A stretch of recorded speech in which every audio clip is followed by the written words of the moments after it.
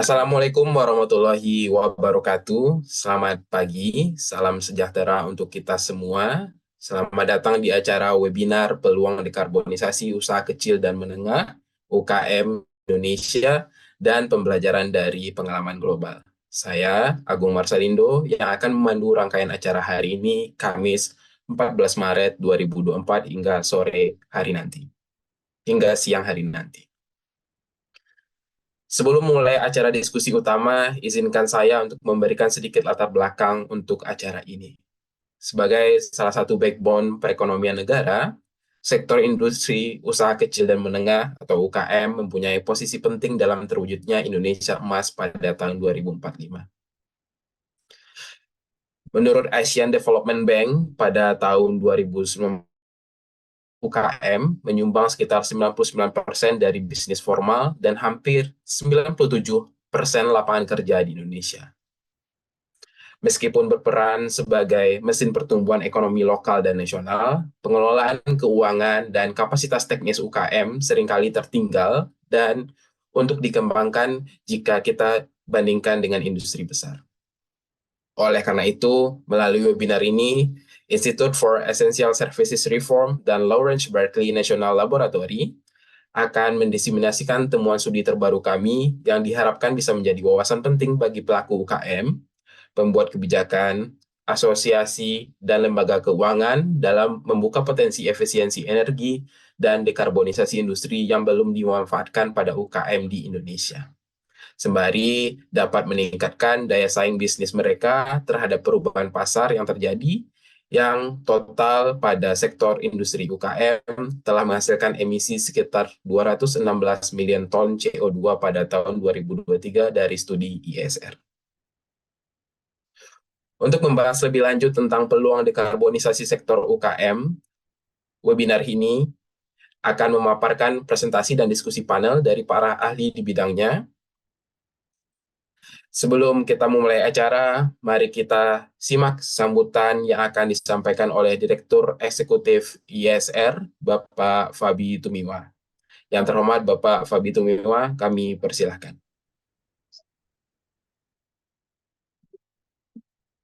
Terima kasih, Agung. Selamat pagi Bapak dan Ibu sekalian. Assalamualaikum warahmatullahi wabarakatuh. Salam sejahtera dan rahayu bagi kita atas kehadiran Ibu dan Bapak sekalian di webinar hari ini, baik para narasumber maupun para peserta. Selamat berpuasa juga bagi yang melaksanakan ibadah puasa. Bapak dan Ibu sekalian, hari ini kita berhadapan dengan salah satu isu besar yang punya dampak terhadap keberlanjutan dan masa, yaitu krisis iklim.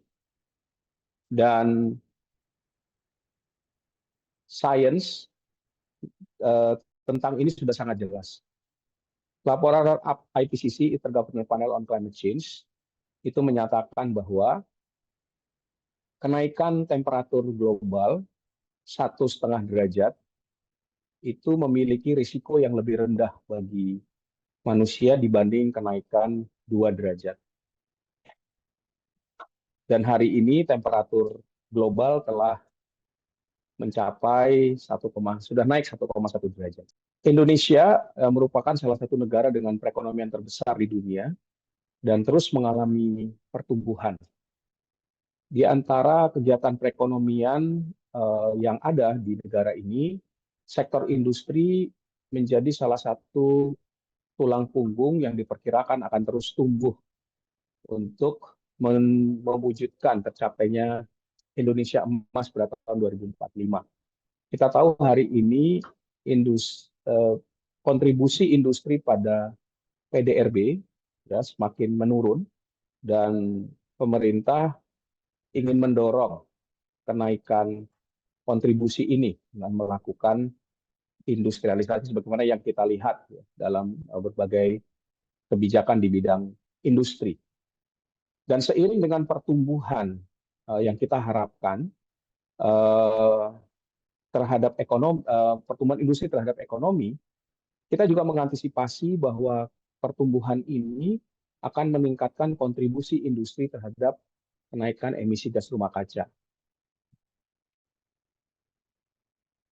Emisi yang tahun 2021 kemarin telah mencapai 420 juta ton, akan diperkirakan akan meningkat 2 kali lipat ya dalam periode mendatang jika tidak dilakukan tindakan yang sesuai. Dan oleh karena itu, komitmen untuk melakukan transisi menuju praktek bisnis dan industri yang lebih berkelanjutan adalah sebuah keharusan dalam rangka mengendalikan dan membatasi emisi gas rumah kaca sehingga kita dapat memenuhi paling tidak target NDC kita yang telah diperbarui, di mana target NDC kita itu adalah 31,899% dengan upaya sendiri dan 43,2% dengan bantuan internasional. Dan juga meningkatkan daya saing industri Indonesia secara global. Nah, kami di ISR beranggapan bahwa target NDC yang telah ditetapkan hari ini masih belum selaras dengan tujuan Paris Agreement yang sudah diratifikasi oleh Indonesia dengan Undang-Undang Nomor 16 tahun 2016. Hasil COP28 di Uni Emirat Arab tahun lalu memanggil semua negara untuk menaikkan ambisi target penurunan emisi gas rumah kaca mereka, termasuk Indonesia juga, untuk mencapai emisi puncak ya sebelum tahun 2030 dan net zero di 2050 dalam rangka memenuhi target Paris Agreement. Oleh karena itu, untuk konteks Indonesia, seluruh sektor penghasil emisi gas rumah kaca harus memiliki strategi penurunan emisi yang lebih ambisius. Sektor industri dan bisnis sebagai salah satu kontributor utama juga harus memiliki target dan strategi dekarbonisasi yang selaras dengan target pencapaian Paris Agreement. Bapak dan Ibu sekalian, sejak kita meratifikasi UNFCCC, terutama setelah keluarnya Peraturan Presiden Nomor 61 2011 tentang Rencana Aksi Nasional Penurunan Emisi Gas Rumah Kaca atau RAN-GRK, banyak upaya ditujukan untuk menanggulangi pertumbuhan emisi di sektor industri dengan fokus pada industri-industri intensif energi, dengan kata lain industri-industri besar, ya. Pada baja, pada petrokimia, pulp and paper. Tetapi industri-industri ini yang sudah memiliki kemampuan, dan kita melihat bahwa industri ini sudah lebih punya rencana untuk menurunkan emisi gas rumah kaca.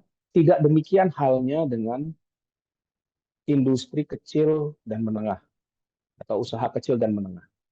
Kami di ISR percaya bahwa industri kecil dan menengah atau usaha kecil dan menengah memiliki peran yang penting untuk berkontribusi mencapai target net zero emission di tahun 2060 atau lebih awal. Tetapi kita juga menyadari bahwa mungkin tidak banyak informasi atau kapasitas yang dimiliki oleh industri-industri ini untuk memulai dan mengetahui cara yang bisa memampukan mereka mencapai penurunan emisi gas rumah kaca ini. Kita tahu tadi sudah disampaikan juga bahwa usaha kecil dan menengah, industri kecil dan menengah memiliki posisi yang penting dalam perekonomian Indonesia dan merupakan penyumbang terbesar industri manufaktur di negara ini. Menurut ADB, pada tahun 2019, UKM menyumbang sekitar 99% dari bisnis formal dan hampir 97% lapangan kerja di Indonesia. Dan secara lokal, mereka juga mendorong pembangunan sosial dan kesetaraan, berkontribusi terhadap pembangunan pedesaan, pemberdayaan masyarakat, dan pengentasan kemiskinan. Jadi ini adalah industri yang sangat penting sebenarnya. Dan meskipun berperan sebagai mesin pertumbuhan ekonomi lokal dan nasional, pengelolaan keuangan dan kapasitas UKM seringkali tertinggal untuk dikembangkan dibandingkan dengan industri-industri yang besar atau usaha-usaha yang besar. Selain itu, seiring dengan peraturan yang lebih longgar terhadap pelaku UKM, emisi dari sektor ini juga seringkali diabaikan dan malah tidak diketahui berapa sebenarnya emisi gas rumah kaca dari UMKM.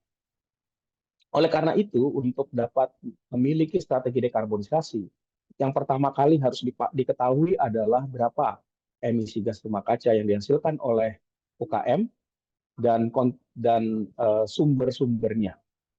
Nah, IESA telah melakukan studi dan berdasarkan studi yang dilakukan oleh IESA bersama dengan NREL ditemukan bahwa emisi gas rumah kaca dari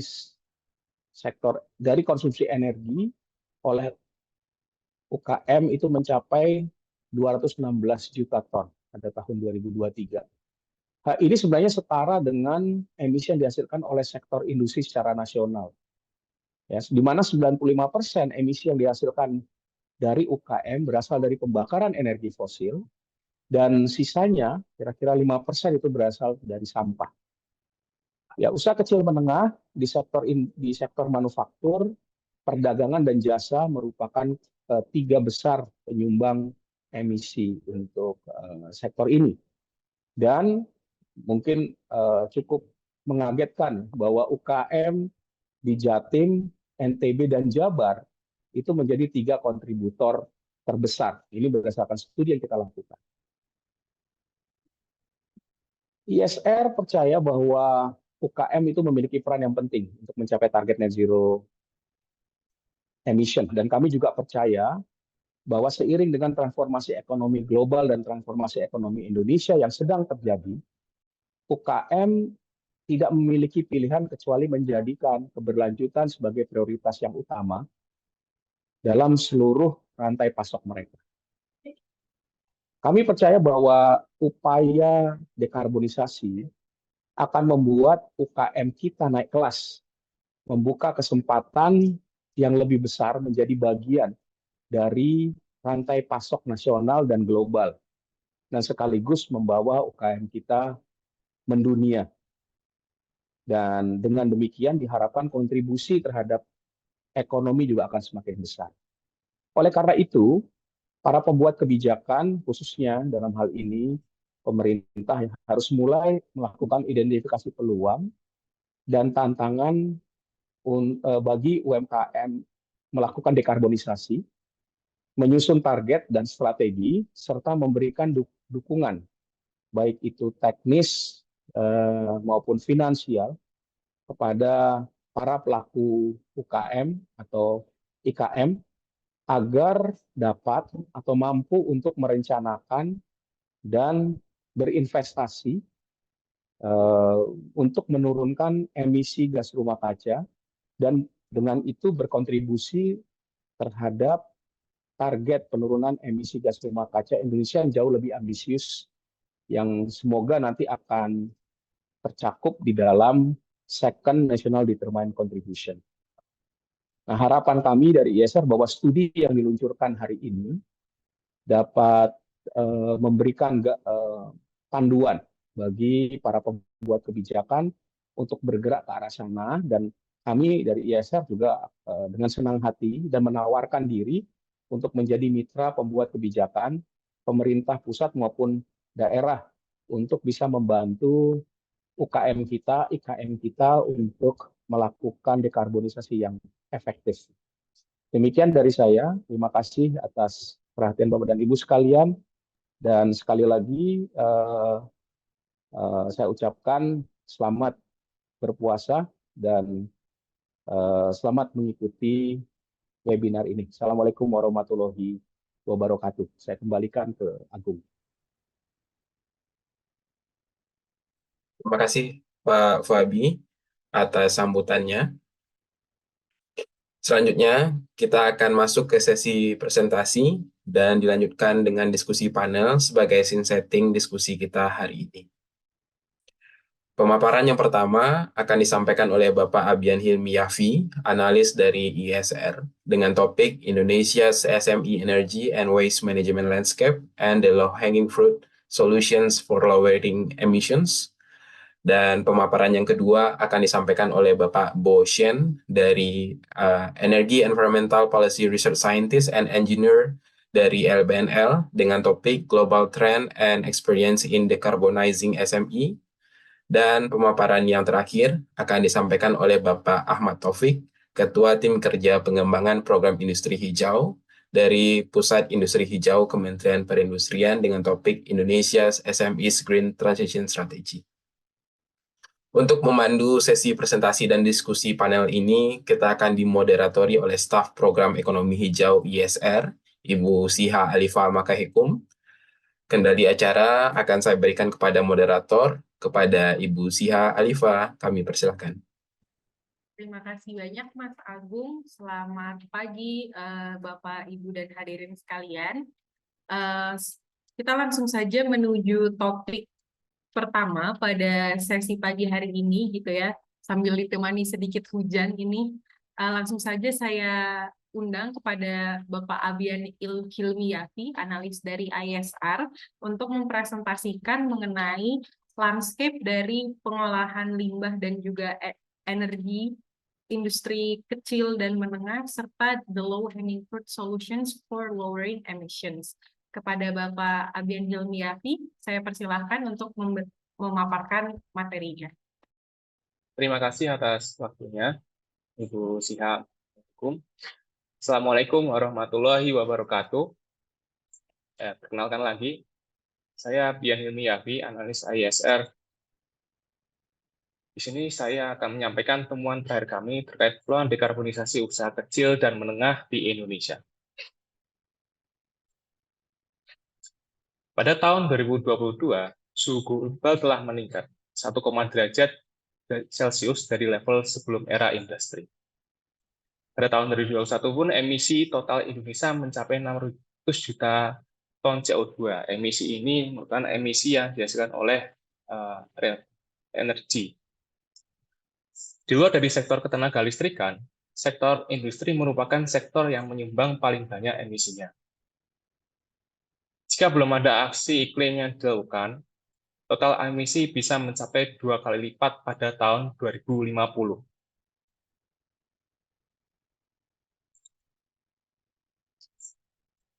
Enhanced National Determined Contribution juga bisa membantu Indonesia dalam menghadapi krisis iklim ini.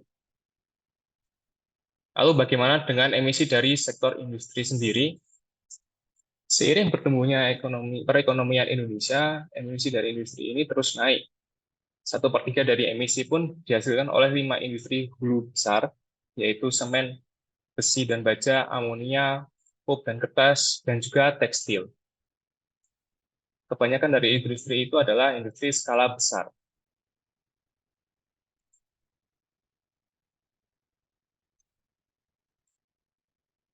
Lalu di mana posisi UMKM pada penurunan emisi ini? UMKM sangat berkontribusi pada ekonomi nasional, termasuk di dalamnya perkembangan ekonomi dan juga meningkatnya jumlah pekerja yang disediakan oleh UMKM ini. Data menunjukkan kontribusi UMKM yang besar terhadap perekonomian Indonesia. Hal ini ditunjukkan pada kontribusi PDB sebesar 60% dan juga besarnya lapangan pekerjaan yang disediakan oleh UMKM. Dengan total UMKM di Indonesia mencapai 65 juta unit usaha, usaha mikro masih mendominasi 99%. Proporsinya pun tidak banyak berubah dalam 10 tahun terakhir. Diikuti oleh usaha kecil sebanyak 0,3% dan juga usaha menengah sebanyak 0,07%. Lalu bagaimana kita mengklasifikasikan UMKM ini? Jadi menurut Peraturan Pemerintah Nomor 7 Tahun 2021, UMKM diklasifikasikan oleh 2 kategori, yaitu modal usaha dan juga penjualan per tahun, yang mana sudah dijelaskan di layar. Lalu juga ada dari klasifikasi oleh Kementerian Industri dan juga BPS. UMKM saat ini terus mendorong maju pertumbuhan ekonomi, namun dampak aktivitas kegiatan UMKM pada emisi acap kali disepelekan, yang mana akan menimbulkan konsekuensi terhadap lingkungan.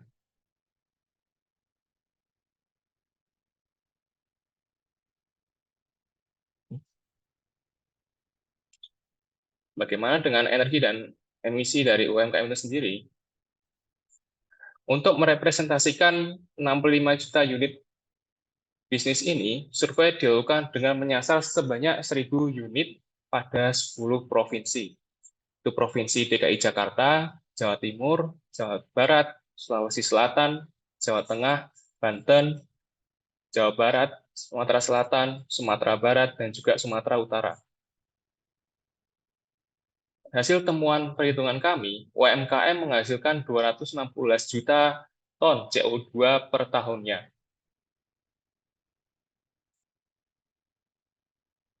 Dengan sektor perdagangan menjadi kontributor terbanyak diikuti oleh sektor manufaktur dan sektor jasa. Lalu untuk memverifikasi hasil survei tersebut, pengambilan data secara langsung pun dilakukan. Hasil pengambilan data di lapangan menunjukkan bahwa adanya konsumsi energi yang lebih besar dari hasil survei sebelumnya. Seperti pada subsektor tekstil, pada usaha mikro, estimasi emisinya bisa mencapai 539 ton CO2 per tahunnya. Ini melebihi estimasi emisi yang didapatkan dari hasil survei yang dilakukan sebelumnya. Lalu juga pada bisnis foundry, estimasi emisinya mencapai 523 ton per tahunnya. Dan juga bisnis perwarnaan kulit. Kulit ini biasanya dipakai UMKM untuk membuat produk-produk semacam kerajinan tangan seperti tas kulit atau sabuk kulit. Itu emisinya mencapai 69 ton per tahunnya. Analisa terakhir kami ini dilakukan karena banyak pelaku bisnis yang tidak tahu tentang apa itu energi, satuannya, dan lain sebagainya. Hal ini membuat adanya perbedaan data dari survei yang sebelumnya dan juga survei langsung. Jadi butuh banyak pendampingan jika ingin menurunkan emisi pada sektor UMKM ini, karena perlunya UMKM untuk meningkatkan awareness mereka atau perhatian mereka terhadap hal-hal seperti konsumsi energi, limbah yang mereka buang, dan juga material yang mereka pakai.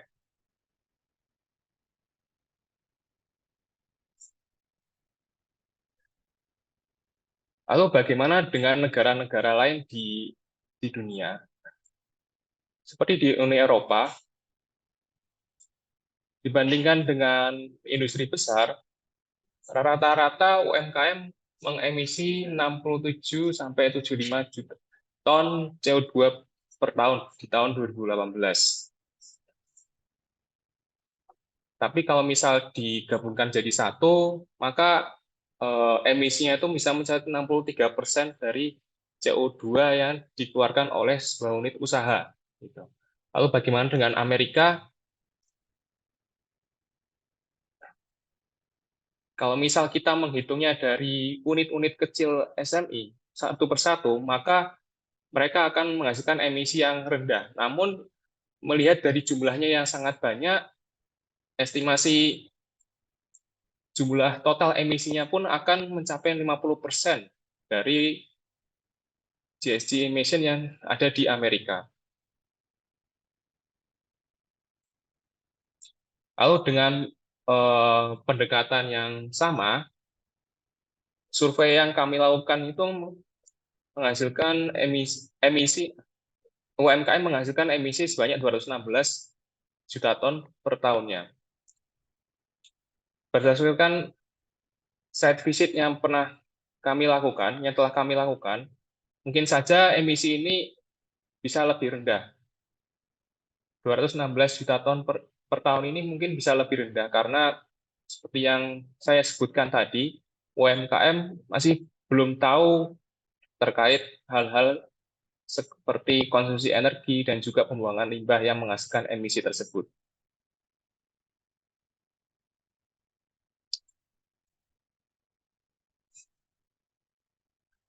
Lalu berdasarkan temuan studi kami, ada beberapa aksi yang bisa menurunkan emisi karbon dari UMKM ini, seperti terus mendata dan memonitor penggunaan energi dan pembuangan limbah mereka, lalu mendorong SMI lewat insentif, dukungan kolaboratif dari perusahaan besar dan juga pemerintah, lalu juga mempromosikan penggantian sumber daya energi mereka dari yang tadinya mungkin masih pakai fosil menjadi yang lebih bersih atau menggunakan elektrifikasi.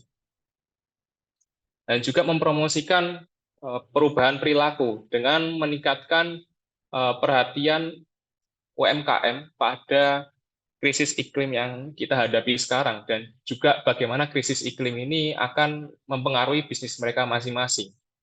Lalu juga membuat sebuah database yang mana itu berisi konsumsi energi, lalu penggunaan material, dan juga bagaimana pengenangan limbah ini yang dilakukan oleh masing-masing UMKM, sehingga pendataan ini akan menghasilkan sebuah analisa yang lebih bagus. Indonesia sendiri mempunyai banyak dan juga sangat bervariasi UMKM-nya. Untuk semua UMKM itu bisa mengganti atau memperbarui teknologi mereka yang menjadi teknologi yang lebih ramah lingkungan. Lalu juga ada penggantian ke elektrifikasi. Lalu untuk masing-masing rekomendasi seperti tekstil dan aparel yang tadinya menggunakan boiler konvensional bisa diganti dengan boiler listrik. Sektor foundry dan juga pewarnaan kulit bisa dipromosikan untuk kita bisa mempromosikan untuk mereka menginstal atau memasang renewable energy, energi terbarukan dengan biaya depan yang lebih murah. Lalu pada sektor konstruksi, kita bisa meningkatkan awareness mereka untuk menggunakan semen yang rendah karbon dan juga menerapkan efisiensi energi pada prosesnya. Pada studi kali ini, kami berfokus kebanyakan kepada unit usaha bisnis kecil dan juga unit usaha bisnis menengah. Karena masing-masing dari mereka itu akan menghasilkan emisi lebih besar daripada usaha mikro. Dan juga mereka lebih banyak menyediakan tenaga kerja pada pekerja lokal, penduduk lokal.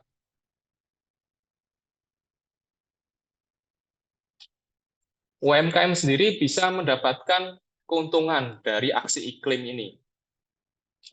Kesempatan bisnis yang lebih terbuka, meningkatkan kesejahteraan, meningkatkan ketahanan terhadap krisis iklim, berdampak positif pada lingkungan, dan juga meningkatkan daya saing produk mereka. Semua ini akan meningkatkan nilai dari brand bisnis mereka dan mendapatkan lebih banyak pelanggan serta membuka peluang untuk meningkatkan financial trust. Lalu bagaimana bisnis bisa mendapatkan dukungan finansial ini? Skema yang berikut bisa menjadi pelajaran bagi stakeholder terkait.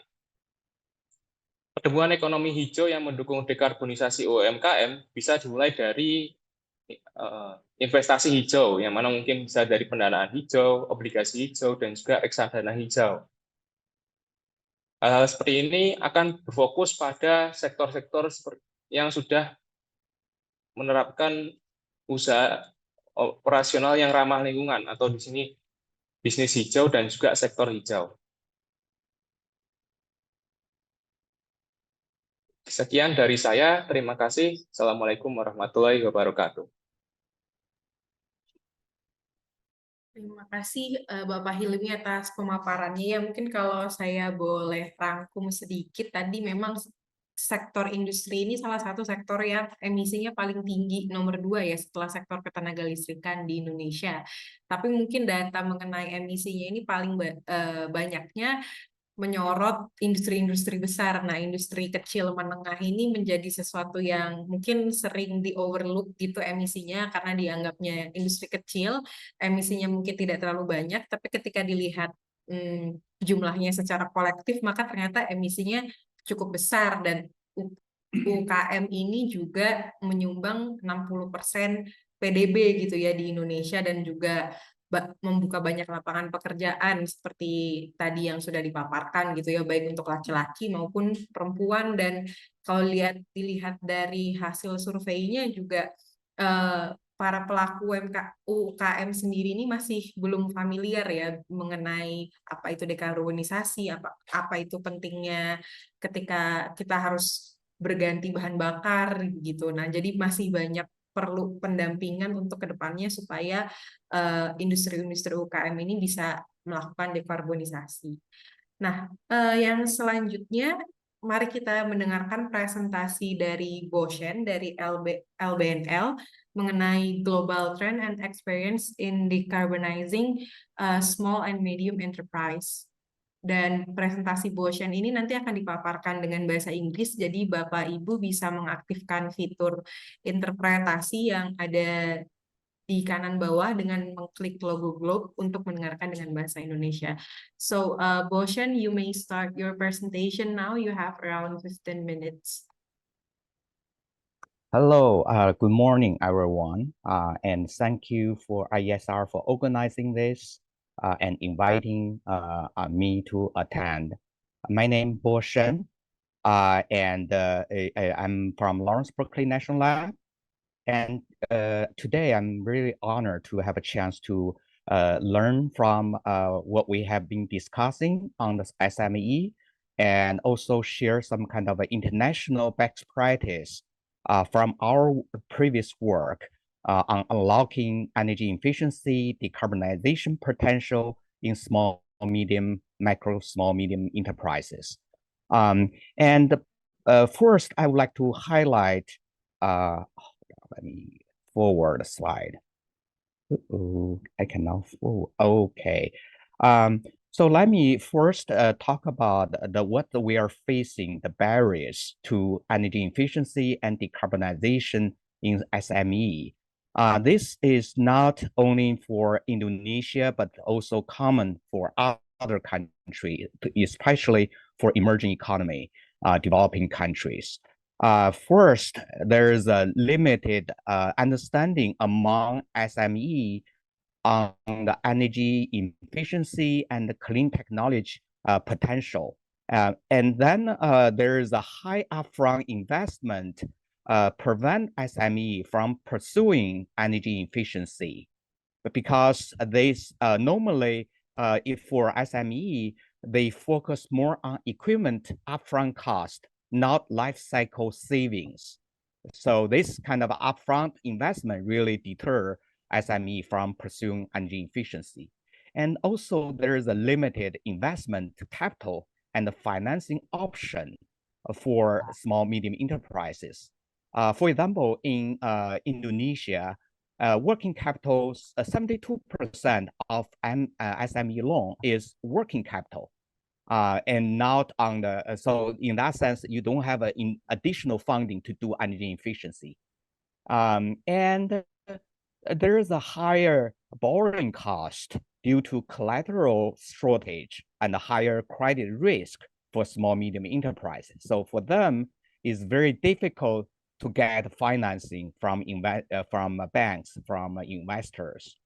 And there's also lack of a project skill because the project normally is small and unbundled. So this is and there is also no unified implementation entity to do this. So this make the project is very costly. And also there is a missed deep saving opportunity because normally SME focus on short-term payback. And there's basically, so the deep saving opportunity will be missed. And there's also have an issue with the policy, the incentive. For example, like there the incentive is less effective because there's hard to track and the SME energy consumption, the energy use. So it's hard to provide incentive based on that. And there is also information gap.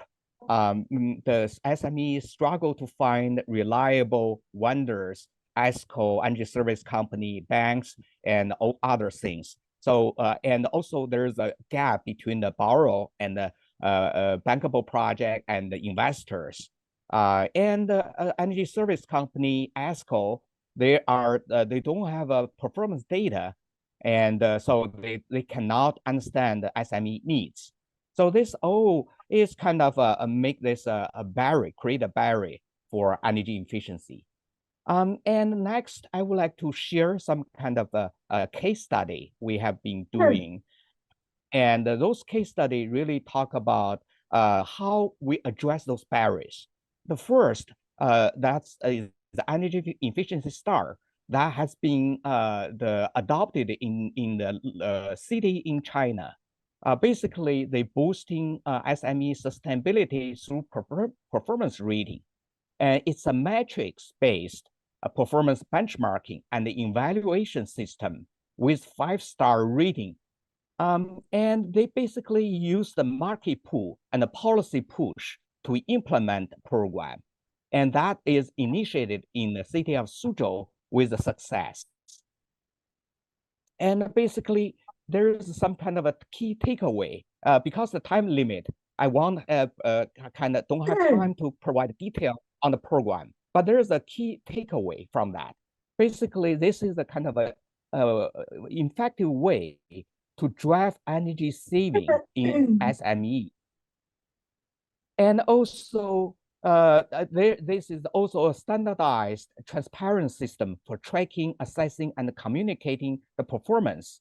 And the government also, basically government, this is the government endorsed evaluation scheme that help enhance brand image and the business, the reputation. And there's a clear targeting for government, for multinational company, for SME, and for service provider, energy service provider, because the benchmarking really help identify performance gap, where the effort could be targeted and the area for continued improvement. And also they support government in target setting and offering target incentive to whom should get support and where they get support. So the government incentive will be more targeted, more effective. And for multinational, they can avoid low-rated supplier so that they can promote sustainability throughout their supply chain. And also the rating help the energy service the company to see where they can provide a service. They can provide help more effectively. So this is a really kind of using kind of a benchmarking and a rating without release all the detailed data, which is confidential data, and to help all this market player. Of course, the Suzhou initiative has some kind of issue. For example, they limited large-scale implementation because that's kind of based on some kind of a manual reading. So that's kind of make that very costly. So we help them to develop some algorithm enabled the scientifically based benchmarking tool to help make this more effective. And the second case is really talking about how we leverage all those global cooperation and to use the supply chain partnership to do this we call green growth together. So basically, we work with GE and Ernst Young to help the small medium enterprises supplier of those global company to do this using the purchase the international company use their purchasing power because they have a purchasing power. So they give them a very significant kind of a power for influence over their supplier, the small medium enterprise supplier. And the Green Growth Together is kind of innovative initiative to transfer the multinational company from pure buying relationship to green partnership, to green like a green growth together. basically that's transform SME into customer of multinational company for green product. For example, GE has a lot of eco-imagination product and big data product and energy efficient product, efficient lighting product. So how you can make your product available to your supplier and make them is sustainable, more efficient. And also there is a supply chain financing. Since the multinational have a very high credit score, so they can utilize their high credit rating to help their supplier to get access to low-cost financing to lower their operation cost and energy efficiency implementation cost. So we call this really is kind of a mutual benefit for the international company and their manufacturing supplier, small medium supplier. So we call this a green growth together, which has been really successful. And the third case is really talking about the scale. Earlier I talked about the barriers is the lack of scale, lack of implementation, lack of financing. So how we remove those barriers? So here we see this is kind of through the market, through the kind of a third-party financing. Through energy service company, through energy performance contracting, we can do this more easily, more effectively. So this chart shows you have a business as usual. This is the annual utility cost. Then you have this kind of the debt service financing. And that debt service, really, you use your kind of a saving to pay that debt service. So after this debt service period, you keep those savings for yourself. So really, there is no upfront cost because you're using the third-party financing to finance your implementation. And you use your energy saving to pay that financing, and you keep that saving after the financing. And then if you go, this will encourage deep saving. So if you have a deep saving, you have a more kind of, you do deep retrofit, you have deep saving. That deep saving, you can pay that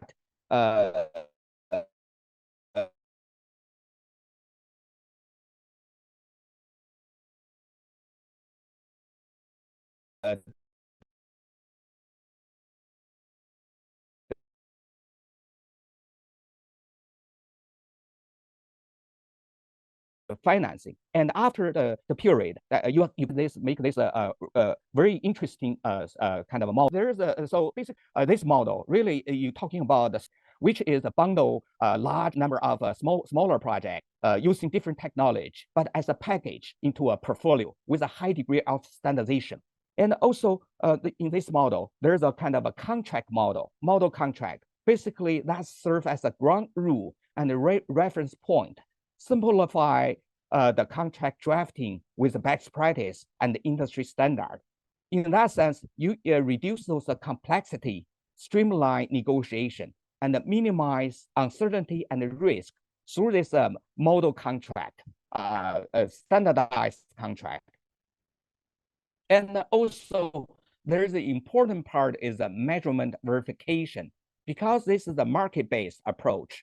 So you have to have a really robust, standardized measurement verification method inconsistent with international protocol. And also there's a kind of a method to select energy service company and certify them to make them more comfortable for doing the work. So in that sense, this really create a kind of a market-based approach for financing, implementing energy efficiency decarbonization project. And the next model, the case study, really talking about how you using digitalization to help those small medium enterprises.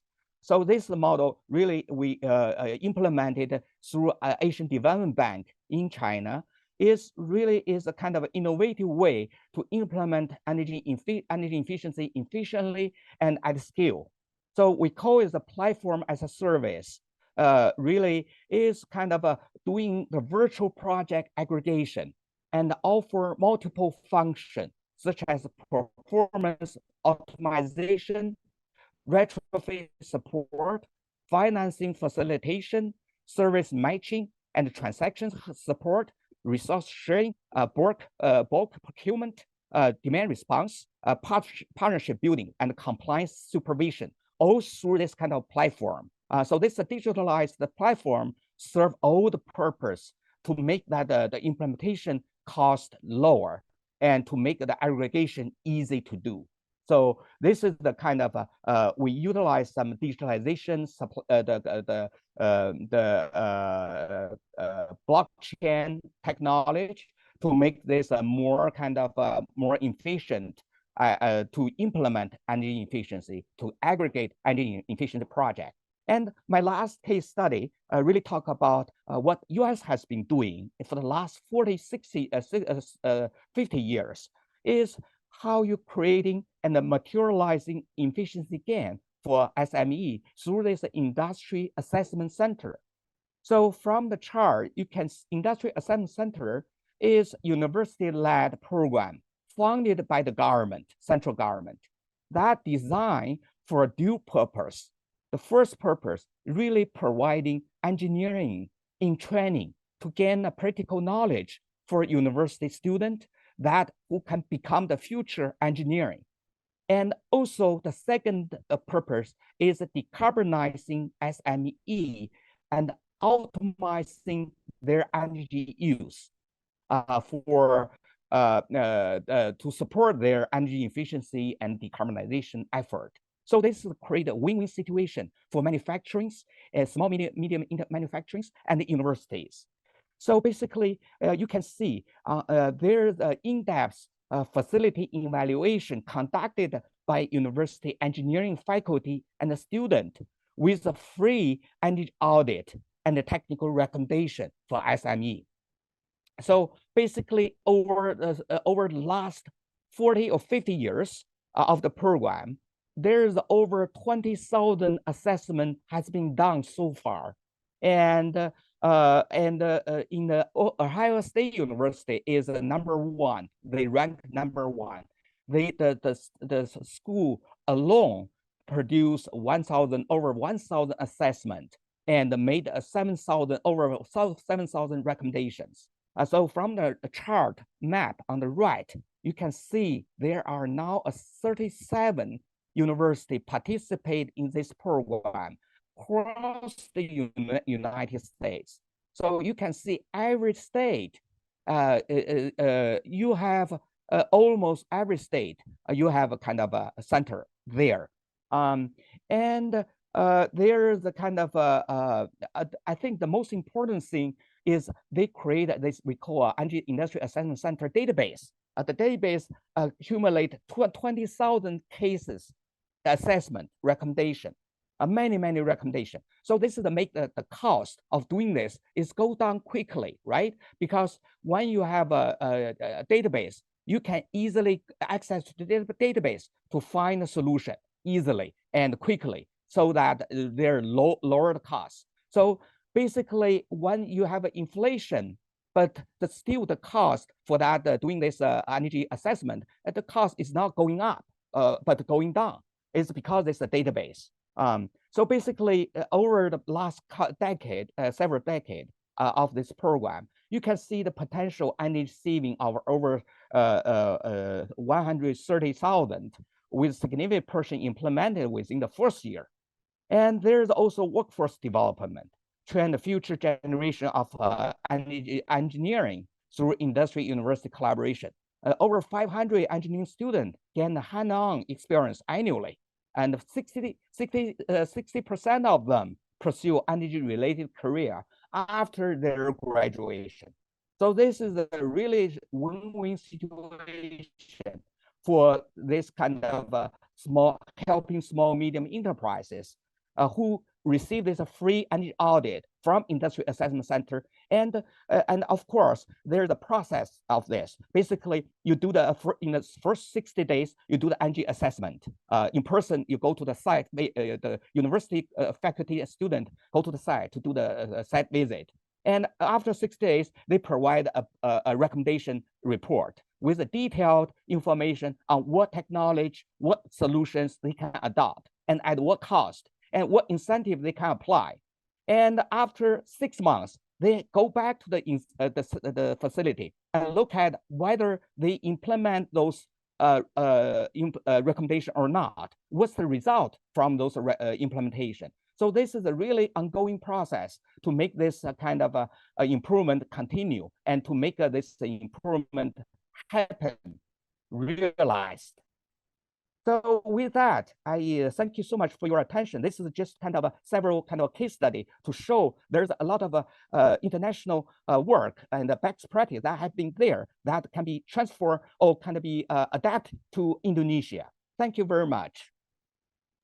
Thank you so much, Boshan, for your presentation. Jadi, Bapak Ibu sekalian, mungkin kalau saya bisa rangkum sedikit juga presentasi dari Boshan tadi meng-highlight 2 case study ya, dari Cina dan juga dari US. Kalau yang dari Cina ini contohnya memang ada semacam sertifikasi bagi pelaku UKM yang semacam sertifikasi untuk energi efisiensi gitu ya. Jadi bisa dilihat performa energi yang digunakan di UKM tersebut dan itu nantinya juga menjadi dasar bagi perusahaan-perusahaan besar yang procuring jasa atau produknya dari UKM tersebut gitu ya. Jadi nantinya akan menciptakan semacam supply chain yang lebih berkelanjutan begitu. Terus yang kedua tadi ada juga mengenai Industrial Assessment Center, jadi semacam kerjasama antara universitas-universitas yang ada di Amerika, ini didanai oleh pemerintah dan juga UKM yang ada di sana untuk dilihat gitu penggunaan energinya seperti apa, ada energi auditnya dan itu cukup menghemat biaya begitu ya bagi para pelaku UKM di sana untuk tahu konsumsi energinya seberapa banyak begitu. Dan juga itu membantu negaranya untuk menciptakan semacam database juga gitu mengenai konsumsi energi dan emisi yang dihasilkan oleh UMKM di Amerika. Nah, yang terakhir pemaparannya kita ada Bapak Ahmad Taufik dari Pusat Industri Hijau Kementerian Perindustrian yang akan memaparkan mengenai Indonesia's SMEs Green Transition Strategy. Kepada Bapak Ahmad Taufik, saya persilahkan Pak, waktunya 15 menit.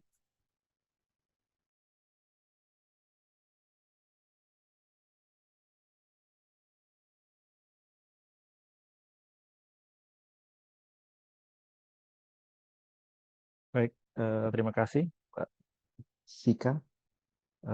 Selamat pagi, Assalamualaikum warahmatullahi wabarakatuh. Yang kami hormati Pak Fabi, Mas Agung, Mas Abian, Mr. Boshan, dan Bapak Ibu peserta webinar ya, webinar terkait dengan dekarbonisasi sektor industri kecil dan menengah. Baik Bapak Ibu sekalian, sebenarnya materi ini mau disampaikan langsung oleh Pak Kepala Pusat, Pak Direktur kami, namun berhalangan, jadi kami diminta mewakili. Nama saya Ahmad Taufik, Ketua Tim Pengembangan Program Industri Hijau. Baik Bapak Ibu sekalian, mungkin langsung saja terkait dengan isu dekarbonisasi ini. Terus terang kami juga mendengar bahwa IESR itu terkait dengan isu ini, kami cukup senang dan pimpinan kami mengapresiasi karena mungkin inline dengan apa yang telah kami lakukan 3 tahun terakhir ini. Jadi Bapak sekalian, mungkin pertama kita perlu sampaikan beberapa hal mengapa dekarbonisasi sektor industri termasuk IKM itu penting. Yang pertama mungkin tadi sudah disampaikan oleh Pak Fabi terkait kita saat ini sedang menghadapi triple planetary crisis. Jadi tadi disampaikan perubahan iklim itu seperti apa, kasusnya yang baik itu ke perorangan ataupun ke industri. Nah, selain perubahan iklim, ada keanekaragaman hayati, kemudian ada polusi dan limbah. Nah, kemudian di industri ternyata akibat dari triple planetary crisis itu, industri juga mengalami kerentanan pasokan. bahan baku, air, energi, dan lain sebagainya. Termasuk bahan baku industri, terutama makanan, minuman, kemudian yang berbasis agrofisheries juga terganggu karena gagal panen dan panen perikanan juga terganggu karena bad weather ya, ataupun perubahan iklim di laut atau perairan. Nah, kemudian Bapak sekalian, selain ada permasalahan, sebenarnya juga ada opportunity juga sebenarnya. Jadi yang pertama, Indonesia sudah punya carbon exchange, kemudian kita juga sedang menyusun emission trading system. Memang fokusnya masih ke industri besar, namun industri besar itu sekarang kan menginventarisasi gas rumah kaca, ada skop 1, 2, dan 3. Nah, banyak industri besar yang membutuhkan pasokan bahan baku, bahan penolong, chemical, dan lain sebagainya dari industri kecil, menengah. Termasuk industri otomotif contohnya, kan banyak komponen part itu dari industri kecil menengah. Nah, itu tentu saja industri besar dalam rangka menurunkan carbon footprint mereka akan memerlukan supply atau low carbon material dari suppliernya, termasuk IKM tadi yang kami sampaikan. Nah, kemudian Bapak sekalian, nasional maupun internasional sedang dilanda green lifestyle. Jadi banyak produk-produk hijau yang sedang diminati oleh banyak pasar nasional maupun ekspor sama. Nah, ini sebenarnya opportunity juga bagi IKM untuk masuk. Nah, kemudian Ibu sekalian terkait dengan ekspor, pasar produk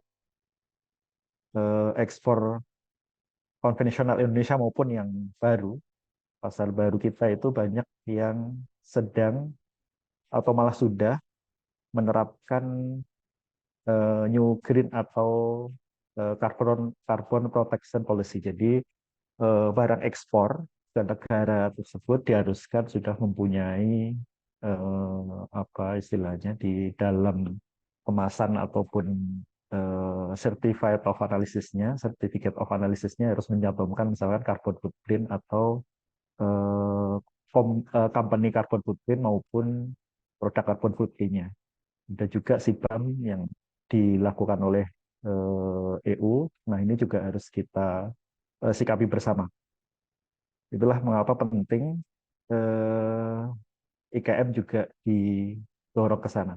Jadi memang tadi disampaikan oleh Pak Fabi, kemudian Mas Abdian Hilmi juga disampaikan kita fokusnya masih ke industri besar karena yang terkait dengan carbon border adjustment mechanism itu industri besar. Tapi ternyata tidak juga karena tadi kami sampaikan industri besar juga memerlukan bahan pasokan dari industri kecil menengahnya.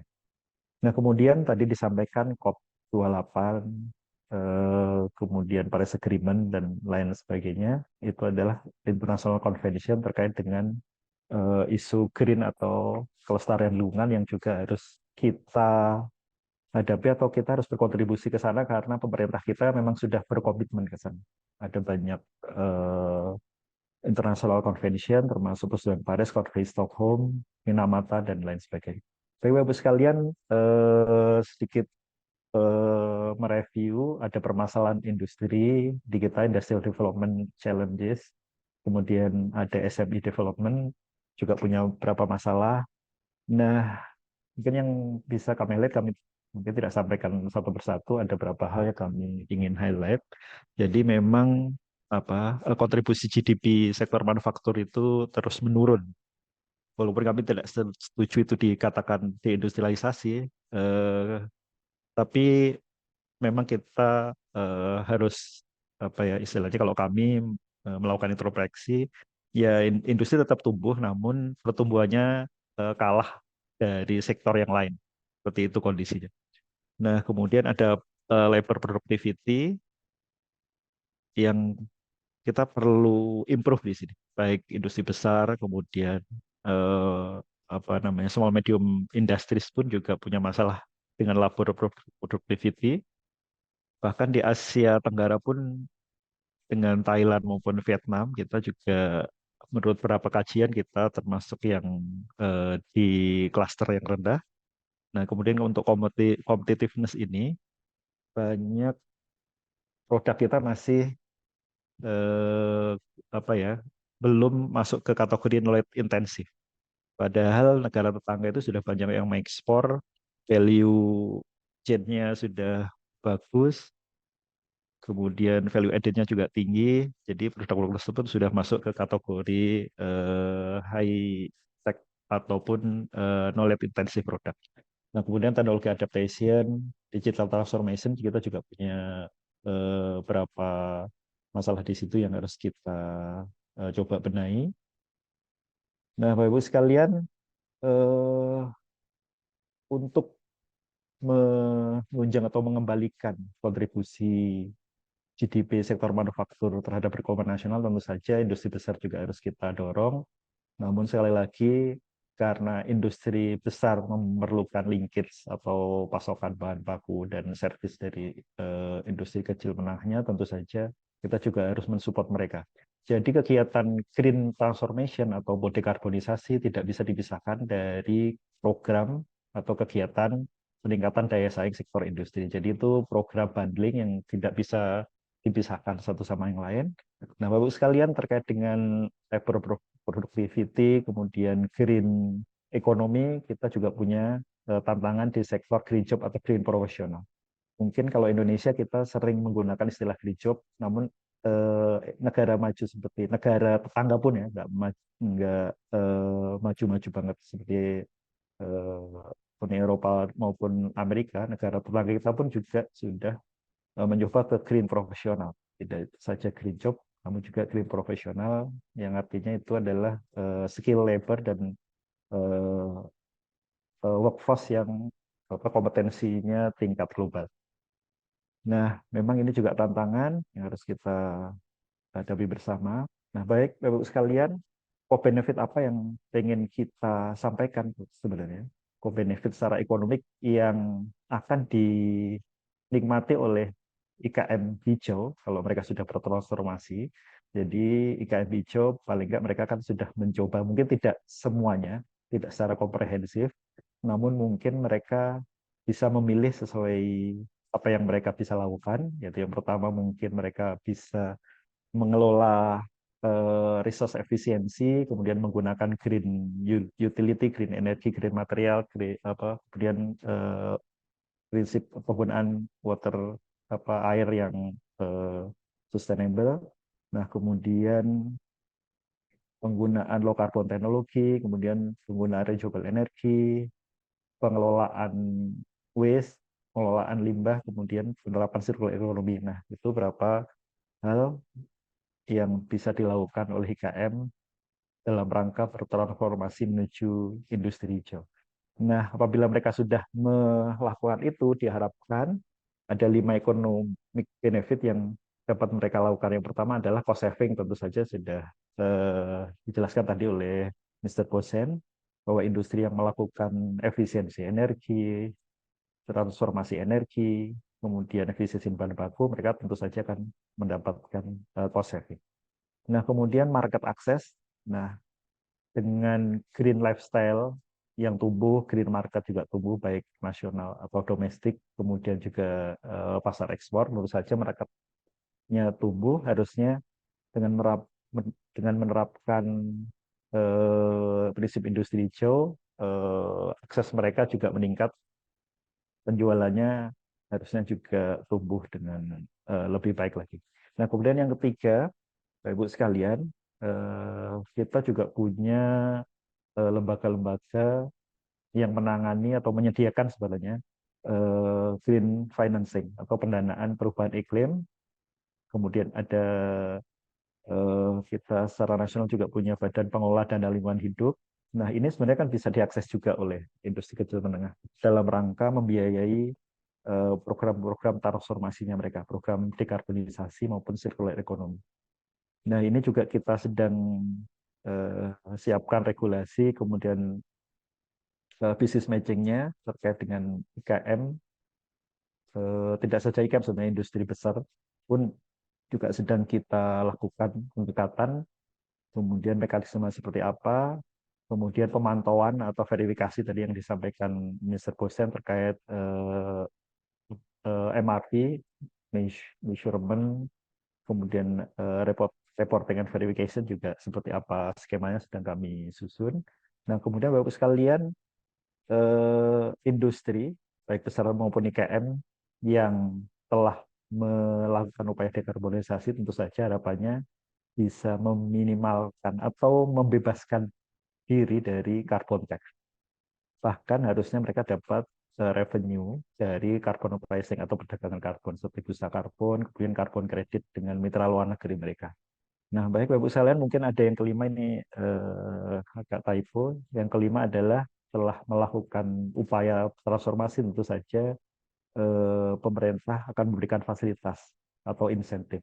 Nah, insentif di sini ada dua. Insentif yang pertama itu harusnya di awal sebagai enabler, kemudian di akhir setelah mereka melakukan upaya itu dilakukan insentif yang tipenya sebenarnya rewarding ya tadi. Jadi kalau selama ini industri itu mendapatkan insentif biasanya hanya di akhir sebagai reward saja. Namun enablernya dilupakan. Nah, ini kami mencoba untuk enabler juga diupayakan. Nah, baik baik Bapak Ibu sekalian, ini yang skema yang sedang kita bangun. Jadi industri kecil menengah untuk sebagai upaya mereka dalam bertransformasi menuju industri hijau.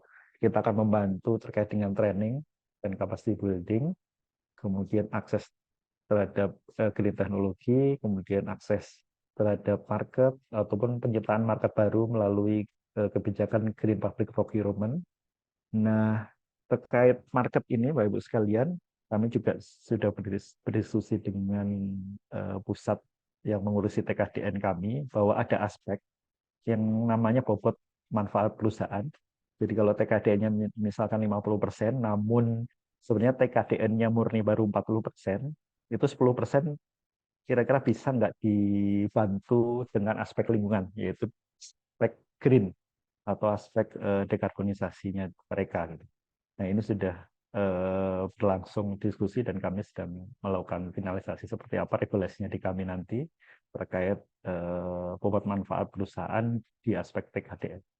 Nah, kemudian inovasi dan kewirausahaan juga masih menjadi hal yang harus kita naikkan karena menurut data kita baru di angka 2 sampai 3 ya wirausaha di secara nasional, padahal di negara maju 10-10% dari total penduduk yang produktif. Dan kemudian tentu saja kita memerlukan kolaborasi dan partnership. Nah, kemudian setelah itu kita juga akan melakukan standarisasi, tapi tidak semuanya berujung ke standarisasi ya. Bapak sekalian, kita lihat kesiapan dari industrinya sendiri.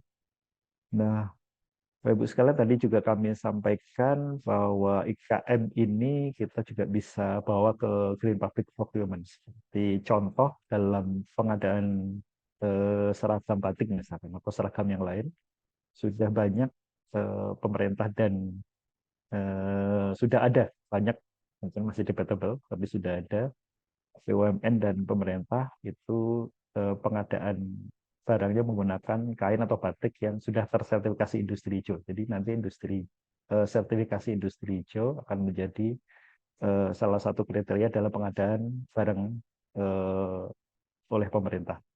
Jadi dimulai dari kami Pusat Industri Hijau, kemudian mungkin dari Kemenperin dan mungkin akan di nasionalkan mungkin seperti itu.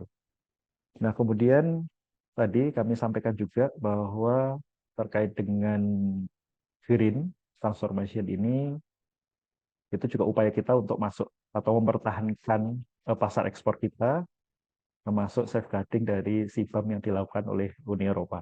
Nah, kemudian Bapak Ibu sekalian, IKN yang sedang kita bangun, yang sedang dibangun oleh pemerintah itu kan konsepnya Green City dan Green Building. Tentu saja banyak peluang kita masuk ke sana juga.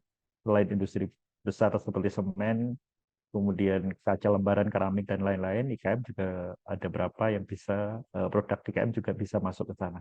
Nah, sebagai contoh linkage industri hijau di terminologi green building, kan memerlukan cat misalkan. Catnya sendiri mungkin sudah hijau, tapi kalengnya itu biasanya IKM yang memproduksi, IKM-nya yang rendah karbon seperti apa. Nah, itu juga satu hal yang bisa kita dalami dan kami saat ini juga sedang mendampingi itu. Jadi selain industri catnya sendiri juga industri untuk kemasan catnya seperti itu. Dan kita akan kembangkan juga untuk IKM yang lain, untuk ekosistem yang lain. Nah, kemudian Bapak Ibu sekalian kita juga sedang melakukan kajian bagaimana industri kecil kita itu bisa linkage dengan multinational company atau global value chain. Nah, ini juga tantangan, tapi ya memang harus kita support ke sana gitu. Nah, baik Bapak Ibu sekalian, ini mungkin sekilas saja Bapak Ibu sekalian tadi sudah kami sampaikan. Jadi ini sebenarnya konsep untuk industri besarnya. Jadi ada green procurement, PMP dalam TKDN, IKN Green City, terus kemudian ada industri prioritas itu sebenarnya sama. Dan di bawahnya itu IKM yang akan mendukung kelima hal ini. Nah, kemudian apa yang telah dilakukan oleh Kementerian Perindustrian, Bapak Ibu sekalian, dalam kacamata atau dalam kerangka kerja peningkatan daya saing IKM nasional, kita sudah punya program Bangga Buatan Indonesia, Smart IKM, kemudian One Village One Product, klinik desain merek emas, kemudian ada program restrukturisasi dari Direktorat Industri Kecil dan Menengah, Industri Kecil Menengah dan Aneka di Kementerian Perindustrian.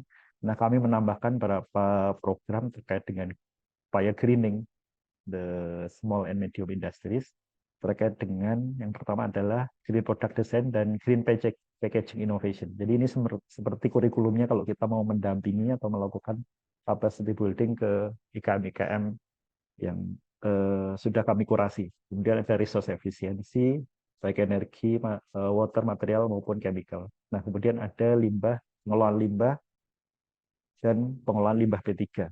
Nah, kemudian untuk transformasi adaptasi teknologi yang rendah karbon. Nah, kemudian implementasi sirkular ekonomi, kemudian upaya transisi energi mereka seperti apa. Apakah mereka bisa melakukan direct use untuk renewable energy, ataupun upaya offsetting atau membeli renewable energy certificate, dan kami dalami mekanismenya seperti apa nanti ke depan. Nah, baik Bapak sekalian, ini yang sudah kami lakukan. Nah, tadi mungkin ini sedikit cerita Bapak Ibu. Jadi kami sudah melakukan di 3 provinsi termasuk NTB, kemudian Jawa Timur dan Jawa Barat. Nah, saya jadi teringat tadi yang disampaikan oleh Pak Fabi dan Mas Abian. Ternyata kajian dari ESR juga menempatkan 3 provinsi itu sebagai penyumbang emisi gas rumah kaca ya untuk IKM-nya secara agregat, namun datanya agregat.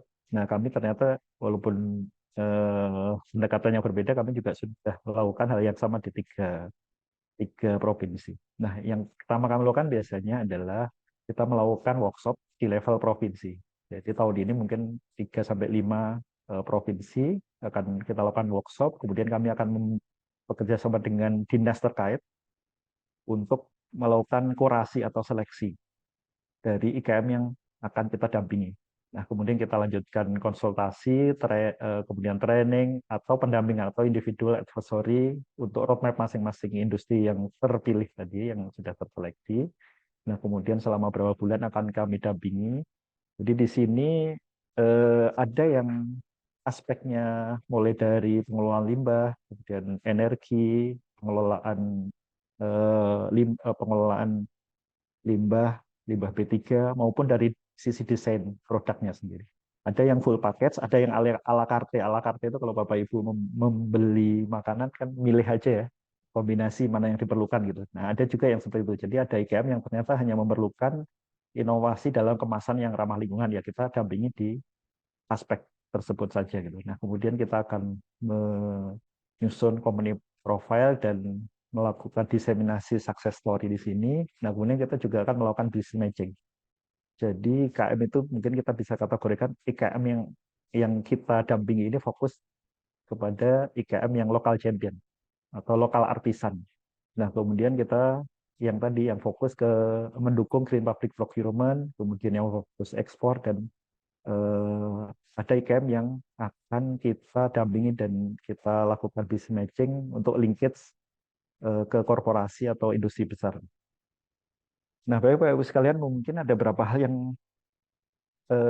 kita sedang inisiasi. Jadi sama yang seperti Mr. Bosen sampaikan, kita juga sedang menyiapkan atau mengusahakan dukungan financial support untuk small medium industries di Indonesia.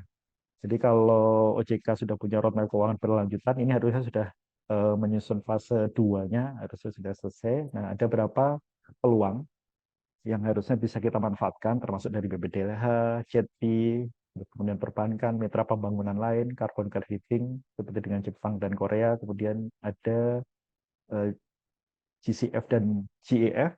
Nah, dananya harusnya bisa kita manfaatkan untuk mengembangkan program-program dekarbonisasi ataupun program-program industri hijau di sektor industri kecil menengah. Nah, kemudian kami juga punya, istilahnya punya Green Hub atau Capacity Building Network untuk SMI. Nah, ini yang sudah terjalin adalah dari kami, Pusat Industri Hijau, kemudian Balai Besar atau PT kami punya beberapa balai besar. Nah, ini masih 3 yang tergabung, jadi Balai Besar Kerajinan dan Batik yang di Yogyakarta, kemudian Balai Besar Standarisasi dan Pelayanan Jasa Pencegahan Penyemaran Industri yang di Semarang, kemudian Balai Besar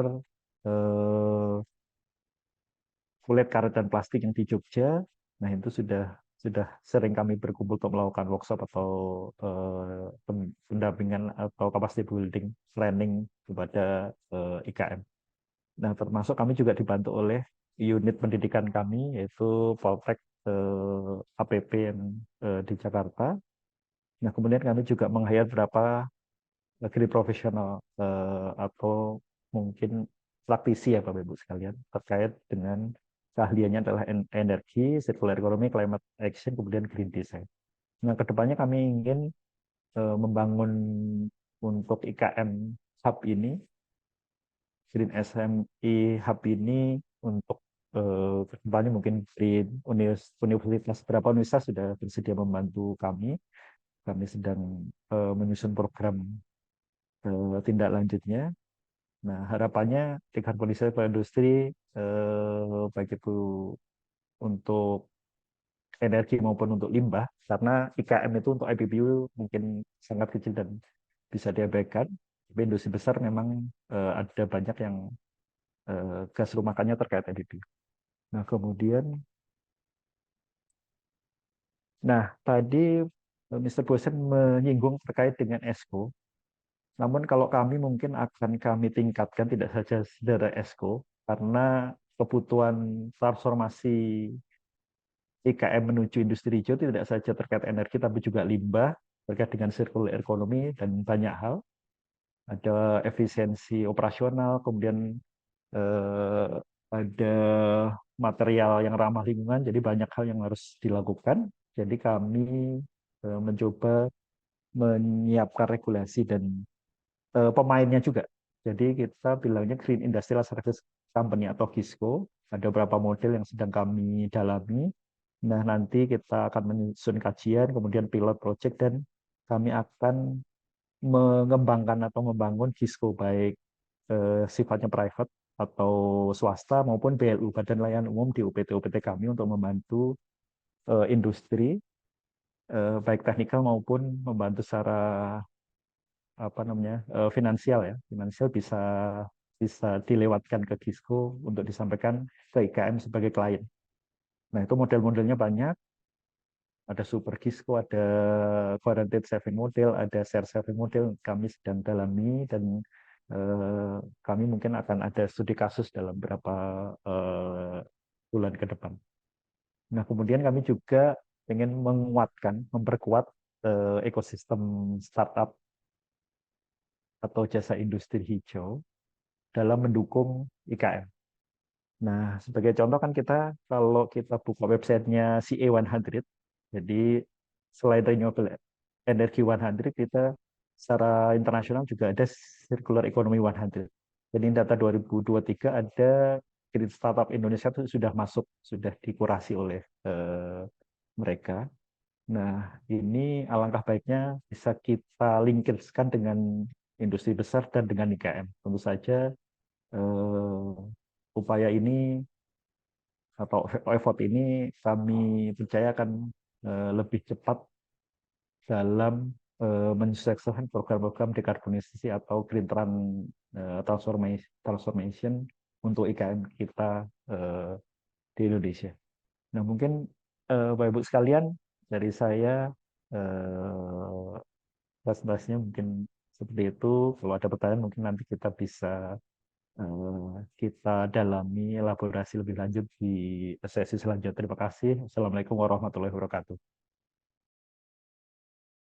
Iya, terima kasih Pak Ahmad Taufik atas pemaparannya mungkin deh dari sisi kebijakan tadi yang sudah Bapak paparkan untuk dekarbonisasi di small to medium enterprise gitu ya atau IKM ini tadi pemerintah sudah menyadari co-benefit dari dekarbonisasi SMI tadi, jadi ya sudah disediakan oleh pemerintah seperti semacam training, capacity building, juga akses terhadap teknologi hijau, lalu ada semacam kelonggaran mungkin ya tadi untuk TKDN, ketika TKDN-nya misalnya hanya bisa dipenuhi sekian persen, maka sekian persennya bisa ditutup dengan aspek lingkungan, lalu ada green public procurement, dan ini menyasar industri baik yang industri konvensional mungkin ya sampai ke level startup, dan juga di linkage dengan value chain global, dan juga procurement mungkin bagi pembangunan IKN seperti itu.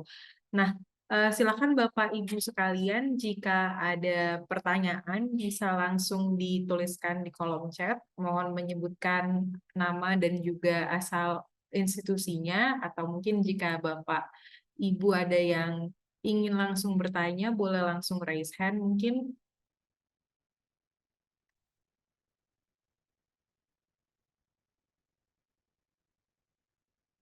Ada yang mau bertanya?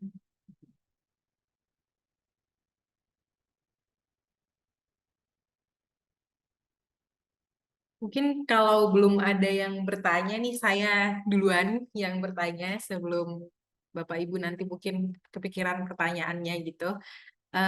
Saya mau tanya ke Mas Hilmi nih, Mas Hilmi and also to Boshan, I think.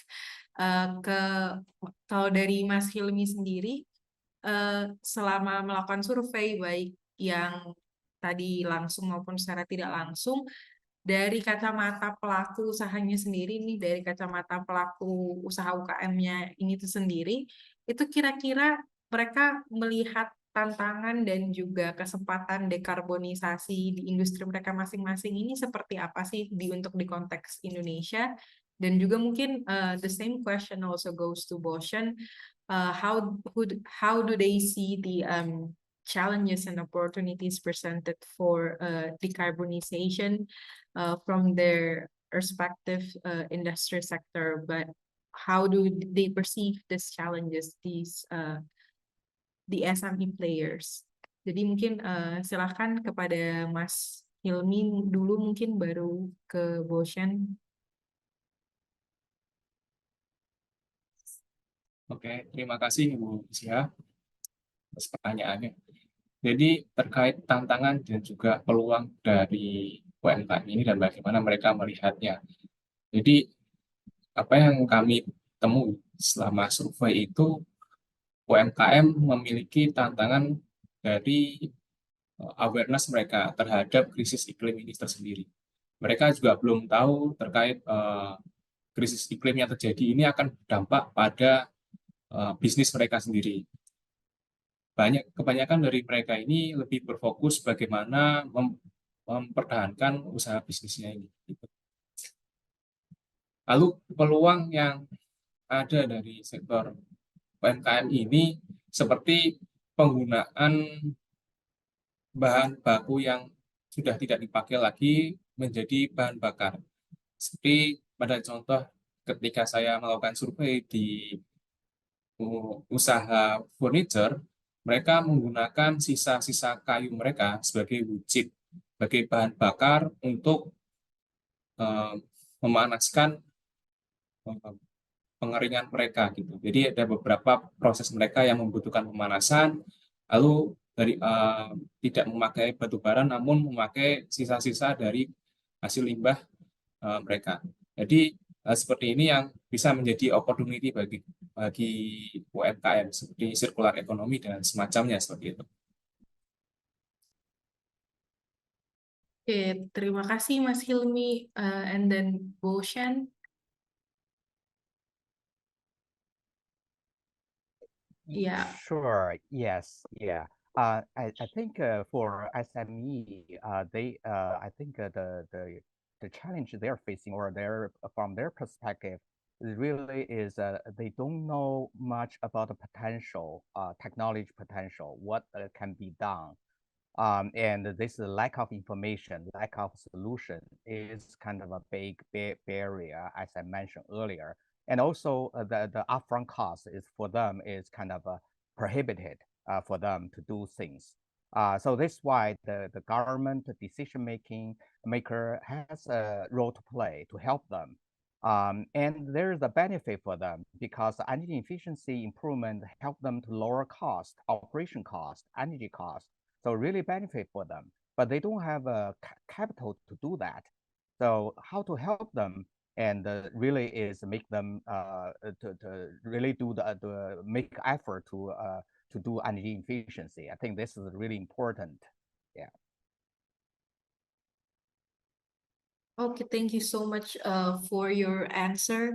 Ini sepertinya ada pertanyaan dari YouTube juga, dari Johan Pantau. Sepertinya ini lebih ditujukan ke Mas Hilmi ya. Pertanyaannya adalah, berapakah porsi emisi gas rumah kaca dari UKM dibandingkan dengan total emisi, atau misalnya dibandingkan dengan total emisi dari sektor industri? Silakan. Baik, terima kasih atas pertanyaannya. Jadi hasil temuan kami, emisi dari UMKM ini mencapai 216 juta ton CO2 per tahun. Nah, ada laporan yang dikeluarkan oleh Kementerian SDM, yaitu laporan PSI, itu menyebutkan bahwa emisi dari sektor industri secara total itu sekitar 426 juta ton CO2 per tahun. Nah, di sini menunjukkan bahwa estimasi emisi dari UMKM ini mencapai 1/3 dari total industri jika digabungkan antara industri besar dan juga industri kecil menengah gitu. Ini pun datanya masih menggunakan pendekatan karena terbatasnya data yang dikumpulkan.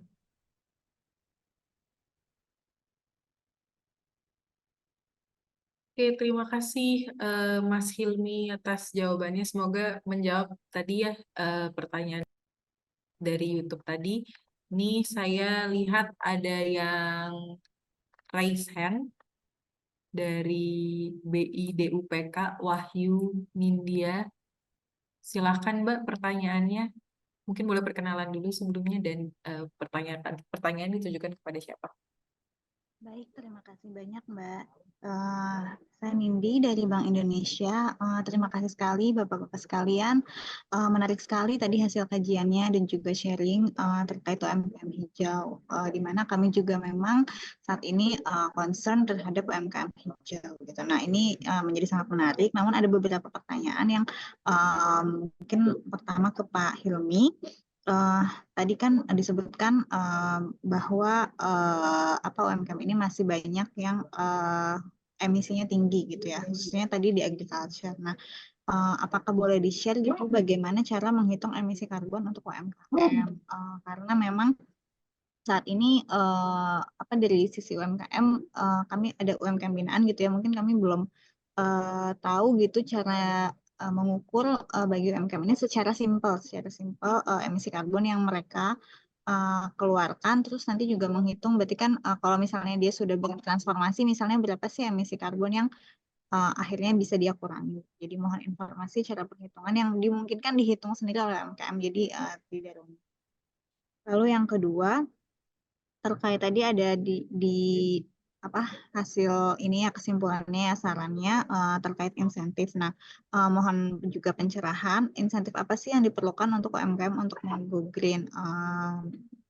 Kalau misalnya mungkin dari sisi pembiayaan gitu ya. Nah, tapi bagaimana sih sebenarnya mengkaitkan antara UMKM yang sudah hijau dengan pembiayaan gitu? Apakah mungkin saat ini belum ada, tapi bagaimana apakah ada pandangan bagaimana caranya mengaitkan insentif khususnya terkait pembiayaan itu juga dengan UMKM hijau. Mungkin kalau misalnya UMKM-nya sudah bisa menghitung sendiri kali ya emisi karbonnya itu bisa menjadi bukti bahwa dia sudah hijau atau ada cara lainnya untuk mengetahui itu sehingga nanti dari sektor perbankan bisa meyakini bahwa UMKM tersebut sudah hijau. Lalu juga tadi ada rekomendasinya terkait transisi ke renewable energy. Nah, mohon juga pandangan atau informasi untuk saat ini renewable energy apa sih yang bisa relatif terjangkau gitu bagi UMKM?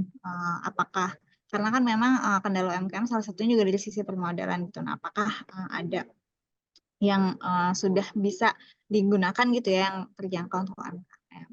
Lalu ya, izin pertanyaan terakhir untuk Pak Ahmad Taufik, Pak, menarik sekali Pak pemaparannya tadi sudah sampai business matching juga gitu. Nah mungkin nanti izin kami juga ingin mengundang dari ke Bapak ya untuk diskusi lebih lanjut terkait hal ini. Cuman satu pertanyaan singkat saja Pak, untuk dari Kemenperin untuk transisi ke hijau ini sektor prioritasnya itu di sektor apa? Mungkin demikian. Terima kasih banyak.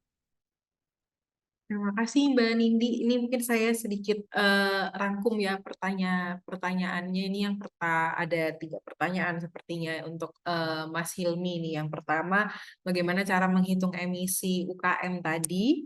Lalu yang kedua, bagaimana cara mengaitkan insentif yang diberikan untuk UKM hijau dengan skema pembiayaan secara keseluruhan gitu ya, supaya orang atau institusi yang mau memberikan pembiayaan terhadap UKM tersebut itu bisa melihat semacam rating tadi ya, mungkin kalau di case-nya Boshan tadi ada semacam sertifikasi gitu bagi UKM yang skor energi efisiensinya bagus. Nah itu seperti apa kalau di Indonesia? Lalu yang ketiga itu contoh energi terbarukan yang bisa digunakan oleh UKM yang murah dan cost efisien gitu. Lalu untuk Pak Ahmad Taufik tadi pertanyaannya sektor apa yang menjadi prioritas untuk pengembangan IKM hijau ini? Silahkan mungkin saya bisa ke Pak Ahmad Taufik dulu sebelum ke Mas Hilmi. Baik, terima kasih Mbak India dari Bank Indonesia ya. Jadi sebenarnya kami juga punya Kemenperin dan punya kerjasama ya MOU dengan BI terkait dengan isu ini dekarbonisasi, kemudian pengembangan industri hijau dan circular ekonomi. Kelihatannya ada beberapa hal yang kita sudah sering ketemu, tapi nggak tahu dari direktorat atau ini apa ya bidangnya. Mbak, ini dia. Baik, kalau sektor yang tadi kami sampaikan, untuk sektornya kami memang tidak menargetkan sektor tertentu, misalkan untuk apa namanya sektor makanan minuman nih, kayak makanan minuman tidak seperti itu pendekatan kami. Karena memang ada beberapa pendekatan. Kalau industri besar kan tadi disampaikan di awal oleh Pak Fabi juga bahwa kita ada 8 subsektor yang intensif energi sebagai emiter terbesar gas rumah kaca juga. Nah, ada dari di luar 8 itu ternyata ada beberapa subsektor yang apa namanya secara ekonomi impact-nya sangat besar bagi perekonomian nasional. Contohnya adalah tadi Mas Abian juga menyampaikan ada sektor aparel misalnya, fashion industry misalnya. Itu kan juga sektor yang tidak masuk ke sektor utama di NDC. Namun harus kita transformasi juga gitu kan. Kalau tidak mereka akan kehilangan pasar karena misalkan mereka industri aparel nasional kan support ke pemilik brand multinational company yang mereka sudah aware, sudah punya requirement untuk carbon footprint atau renewable energy level berapa persen renewable energy mix-nya itu kan sudah mereka patok gitu kan. Jadi kita harus ke sana. Nah, terkait IKM sendiri tadi kami sampaikan yang pertama adalah untuk mendukung green procurement, green public procurement. Kemudian ada local champion atau artisan lah. Misalkan kalau batik itu bisa masuk dua-duanya. Local champion juga bisa masuk ke green public procurement. Nah, kemudian mungkin di daerah lain ada artisan atau IKM local champion yang spesifik produknya. Itu juga harus kita bina, kita transformasi. Nah, kemudian yang ekspor kita juga harus bantu mereka karena kayak berbasis kulit karet itu kan juga di tahun-tahun sebelumnya itu sangat potensial secara ekonomi menggerakkan ekonomi masyarakat. Walaupun sekarang mungkin sedang dikategorikan sebagai sunset industry, tapi ya kita tetap coba kita rebound, kita kembangkan lagi karena ya employment rate-nya kan masih tinggi di beberapa industri itu. Seperti itu. Nah, kemudian mungkin selanjutnya adalah IKM yang fokus ke linkage industri besarnya, baik global value chain maupun industri nasional yang lebih besar. Seperti tadi contoh, yang pertama adalah IKM pendukung industri otomotif nasional, kemudian IKM yang tadi yang kami sampaikan mendukung untuk green building atau green city. Contohnya adalah industri cat, kemudian kalengnya itu kan nggak diproduksi sendiri, mereka perlu pemasok IKM yang juga materialnya rendah karbon atau produk, bukan end produknya, tapi pendukung, material pendukung yang rendah karbon. Nah, itu mungkin sampai sekarang dari workshop-workshop tingkat provinsi yang kami kurasi mempertimbangkan ke 4 atau 5 hal tersebut, Mbak Nindi. Mungkin itu yang dapat kami sampaikan. Terima kasih. Terima kasih Pak Ahmad Taufik. Semoga menjawab ya tadi Mbak Nindi pertanyaannya. Silakan Mas Hilmi.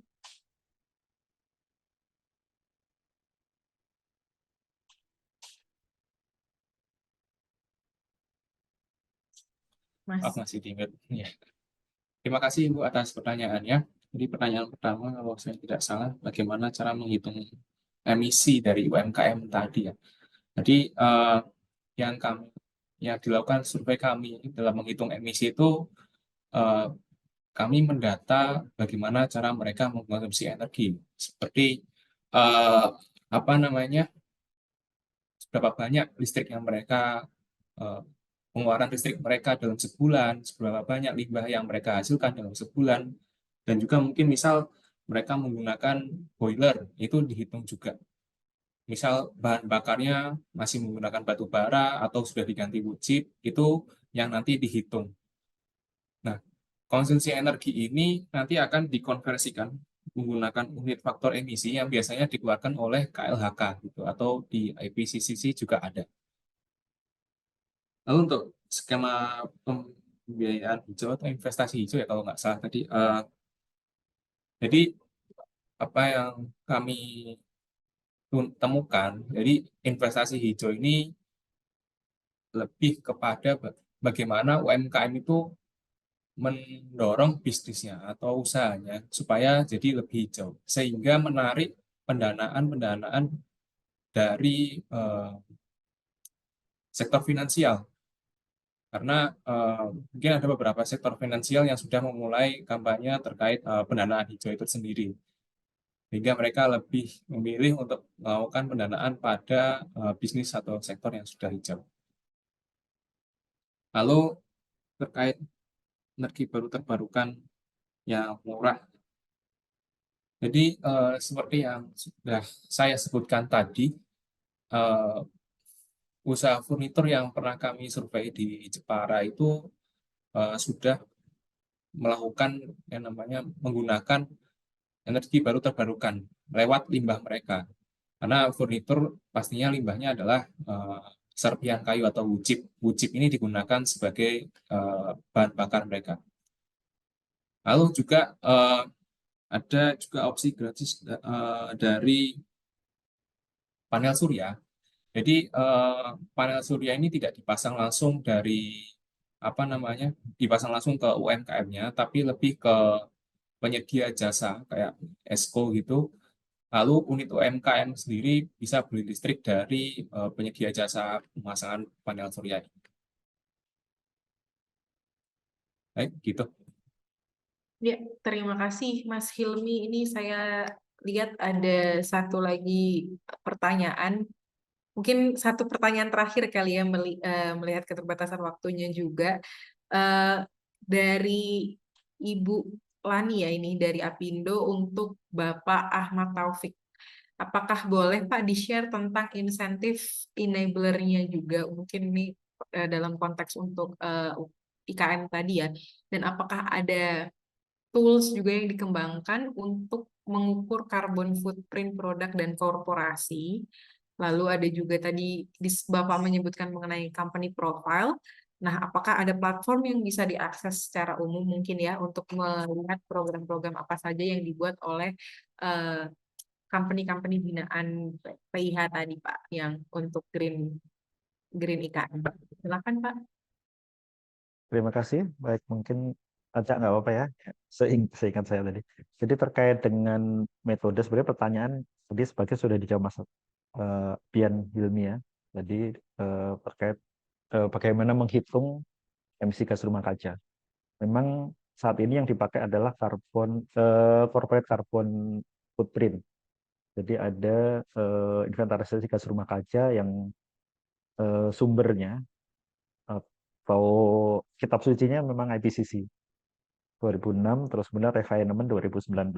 Nah, di Indonesia KLHK sudah menerbitkan juga adaptasi identik dari metode tersebut.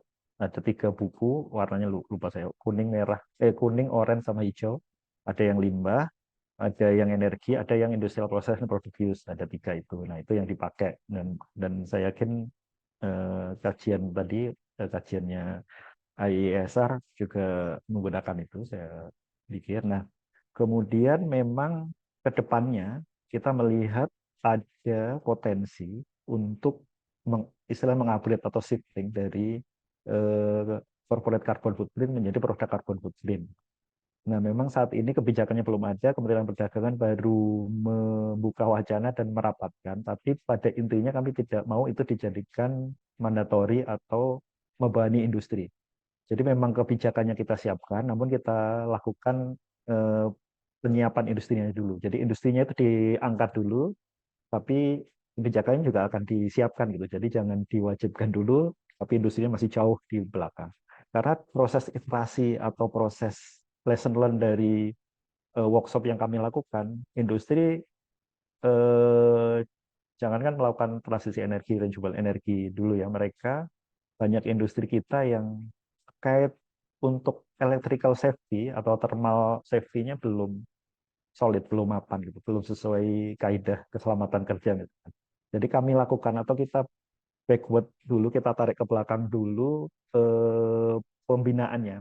Jadi pembinaannya adalah electrical safety, terus kemudian dari ukuran kabelnya pun spek kabelnya kita perbaiki dulu sehingga tidak, kalau mereka melakukan proses produksinya tidak membakar misalkan seperti itu dulu, baru kemudian ke efisiensi energi, baru ke transisi energi tadi kan.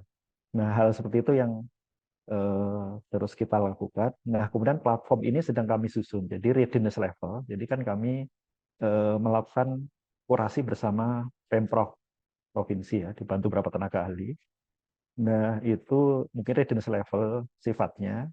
Jadi kalau nanti nilainya sudah bagus dan ada standar industri hijaunya, langsung aja kita sertifikasi ke standar industri hijau. Nah, kemudian ada industri yang ini agak besar dan menengah, industri kecil menengah tapi agak besar ya bahasanya seperti itu, dan memang mereka eligible untuk masuk ke bursa karbon, ya kita lakukan pembinaan verifikasi gas rumah kaca, karena ada balai kami yang di Jogja sudah terakreditasi sebagai lembaga validasi dan verifikasi gas rumah kaca. Jadi sudah terakreditasi. Nah, harusnya sudah diakui juga secara internasional. Nah, itu yang sedang kami kembangkan di sana, platform kemudian yang untuk profilingnya, deal company yang untuk business matching dan sebagainya memang sedang kami siapkan. Jadi contoh jadinya belum ada. Karena prosesnya kan baru di beberapa provinsi kami lakukan workshop, terus kemudian apa namanya kita kurasi dan seleksi. Nah, ini sedang proses readiness level itu penilaian. Jadi nanti kalau nilainya yang tadi yang kami sampaikan nilainya paling bagus, mungkin langsung sertifikasi kalau ada standarnya. Kalau enggak, langsung aja daftar penghargaan industri hijau untuk IKM. Jadi ada self assessment dan ada penilaian lapangan untuk IKM yang nanti dapat award. Nah, kemudian yang mungkin level selanjutnya, tingkat readiness level atau maturity-nya agak lebih rendah, nggak semua aspek, misalkan aspek desain, aspek material, aspek energi saja yang masalah, yang lain enggak. Berarti kita dampingi tadi a la carte ya, apa mungkin hanya aspek-aspek tertentu. Ada juga industri yang harus kita dampingi dari semua aspek teknis yang menuju green, baik itu penggunaan energi, penggunaan material, penggunaan kemasan ramah lingkungannya juga semuanya harus kita dampingi, ada juga gitu. Jadi macam-macam. Nah, kemudian terkait dengan enabler, karena mungkin dari lima problem yang paling mendasar dihadapi oleh IKM terkait dengan apa SDM, kemudian akses bahan baku, kemudian juga financial support. Nah, kemudian kalau bahan baku di perindustrian itu kan ada material center yang sedang dikembangkan. Jadi harapannya memang memberikan semacam safety stock untuk IKM di Indonesia kebutuhannya apa. Nah, ini sedang dibangun. Nah, kemudian untuk apa namanya untuk SDM, produktivitas dan lain sebagainya ya memang kita sedang melakukan capacity building termasuk yang tahun ini sebenarnya sudah kita mulai sejak COVID, namun terpotong karena anggarannya dialihkan ya waktu itu, terus bisa kami mulai lagi tahun ini. Nah, kemudian untuk financial support di PPDLH dulu hanya ada 3 channeling, ada 3 thematic funding. Saya berawal 3-nya, tapi salah 2-nya adalah untuk sektor Avolu dan transisi energi. Nah, transisi energi itu sudah bisa untuk IKM, tapi khusus untuk transisi energi. Nah, kemudian kami mengirimkan surat, pimpinan kami bertemu dengan direktur utama dan direktur pengelolaan dana di BPDLH, akhirnya dibuka 2 channel lagi jadi 5. Jadi termasuk pengembangan industri hijau, kemudian ketahanan air, kemudian ada thematic funding juga untuk circular economy. Jadi KM yang melakukan transformasi menuju hijau, baik aspeknya hanya untuk circular economy, olahan limbah, sebenarnya bisa masuk. Nah, ini sedang kami dalami. Kemarin juga pimpinan kami merapatkan hal ini, bagaimana kita atau sektor IKM ini bisa mengakses pendanaan perubahan iklim nasional maupun internasional, khusus untuk IKM. Kalau selama ini kan kita baru fokus ke industri besarnya. Itu pun juga masih sedikit yang bisa mengakses. Nah, kita coba ke sana, gitu, enablernya seperti apa. Jadi, kalau itu kan, kalau dalam hal reward, insentif reward ya tadi, dengan bahkan BI itu pernah melakukan proposal bahwa sertifikat industri hijau bisa dijadikan agunan ya waktu itu. Tapi sampai sekarang memang itu agak kompleks jadi pembahasannya. Namun untuk ini kita sedang untuk saat ini kita sedang mendalami beberapa opsi. Jadi kalau tadi ada standar itu di akhir, kalau enabler berarti kan kita butuh readiness level, ataukah seperti apa nanti kriterianya atau variabel operasionalnya seperti apa, cut off point-nya di mana yang bisa dikasih insentif atau enggak, insentifnya dalam bentuk apa. Ini sedang kami susun. Jadi nanti dari workshop, kemudian dari pendampingan itu akan muncul kurikulum capacity building yang lebih baik, kemudian juga usulan-usulan insentif yang lebih solid ya, lebih mengena dan benar-benar dibutuhkan oleh IKM. Mungkin jawaban saya seperti itu. Terima kasih.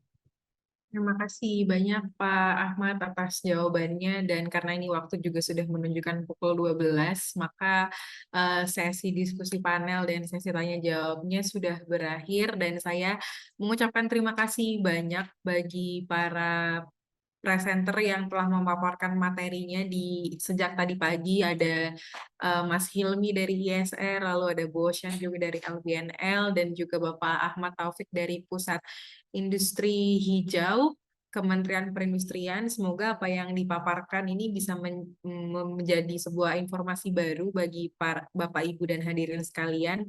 Dan juga kita juga jadi tahu ya proses dan kebijakan dekarbonisasi industri usaha kecil menengah baik di Indonesia di level nasional maupun juga di level global seperti yang tadi sudah dipaparkan oleh Bosyan ya, contohnya seperti di Amerika dan di Cina. Terima kasih sekali lagi dan kendali acara saya kembalikan kepada MC. Terima kasih Ibu Siha, para pembicara dan panelis atas diskusi dan wawasannya. Bapak Ibu hadirin sekalian, acara selanjutnya mari kita simak closing remarks dari Bapak Deon Arinaldo, Program Manajer Transformasi Energi di ISR. Kepada Bapak Deon, dipersilakan. Baik, terima kasih Agung. Selamat siang Bapak Ibu semua. Saya ucapkan terima kasih atas tentunya pertama kali ke para panelis dan pembicara ya pada webinar pagi ini, Pak Ahmad Taufik dari Mandarin, Bosyan dari LBNL, dan juga Ilmi ya dari USR, serta juga pendukung acara. Menarik sekali tadi diskusinya. Mungkin ada beberapa poin yang mungkin bisa saya simpulkan bahwa kita semua sepakat ya bahwa IKM ini merupakan salah satu kunci mungkin ya, yang kunci untuk kunci strategi untuk Indonesia bisa mencapai Indonesia Emas 2045. Kenapa? Karena memang perannya untuk keekonomian Indonesia itu tidak bisa dipandang sebelah mata, karena perannya sangat besar dari lapangan pekerjaan yang diciptakan, bahkan juga dari sumbangan PDB-nya ya pada perekonomian Indonesia.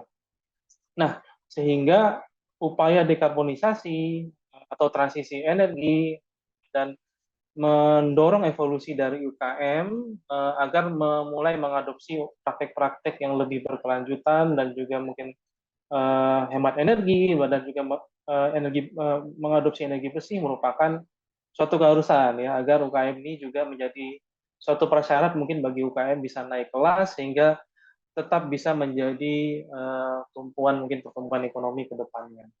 Nah, menariknya memang UKM sendiri, UKM dan IKM ini sendiri jumlahnya cukup besar ya, dan tantangannya juga sangat beragam. Tadi ada beberapa IKM yang mungkin malah tidak tahu gitu ya, tidak mencatat bahkan kebutuhan energinya, konsumsi bahan bakunya dan sebagainya, bukan jadi prioritas bagi mereka. Tapi ada juga yang memang sudah mulai mencari tahu dan juga sudah melakukan engagement ya dengan berbagai program yang sudah dilakukan pemerintah. Nah, senang sekali juga tadi mendengar dari Kementerian ada banyak inisiatif yang sudah dilakukan, dan saya rasa mungkin PR ke depannya adalah bagaimana menghubungkan dan juga mensinergikan inisiatif-inisiatif yang ada agar mungkin upaya dekarbonisasi IKM ini dan juga menumbuh kembangkan IKM Indonesia agar levelnya lebih naik kelas ya, itu bisa lebih bisa lebih dilakukan secara masif ya, dan mungkin lebih terstruktur dan sistematis. Nah, tadi menarik ada beberapa pembelajaran dari luar yang bisa diakomodir, dan saya rasa elemen-elemen yang disebutkan dari pembelajaran dari Cina dan US itu ada di Indonesia ya. Misalnya saja tadi mungkin untuk mengatasi masalah kapasitas dari pelaku IKM ya untuk mengidentifikasi peluang dan juga kesiapan dari mereka untuk melakukan transisi ya, mungkin bisa melibatkan aktor-aktor lainnya yang kalau dari contoh Amerika tadi kan akademisi ya dari universitas, jadi para mahasiswa yang udah belajar engineering ini bisa langsung mempraktikkan ilmunya ya, sekaligus juga membantu IKM-nya untuk bisa memahami, mengidentifikasi opportunity ya untuk melakukan efisiensi energi maupun transisi energi itu sendiri.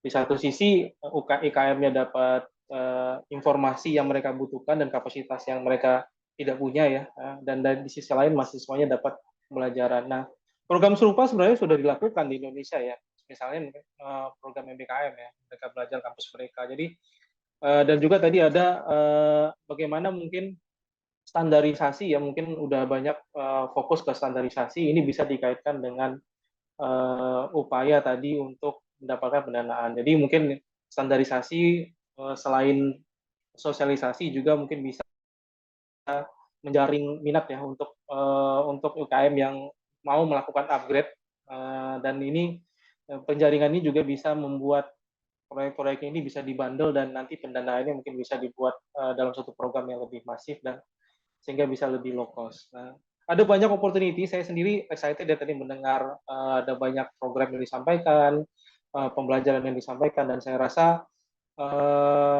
IKM ini merupakan suatu hal yang bisa kita lakukan, kita dorong bersama-sama ya, kita dukung bersama-sama untuk bisa melakukan dekarbonisasi dan transisi energi mereka masing-masing. Jadi bagian dari strategi Indonesia untuk transisi energi secara bersama ya, gotong royong bersama rakyat itu sendiri.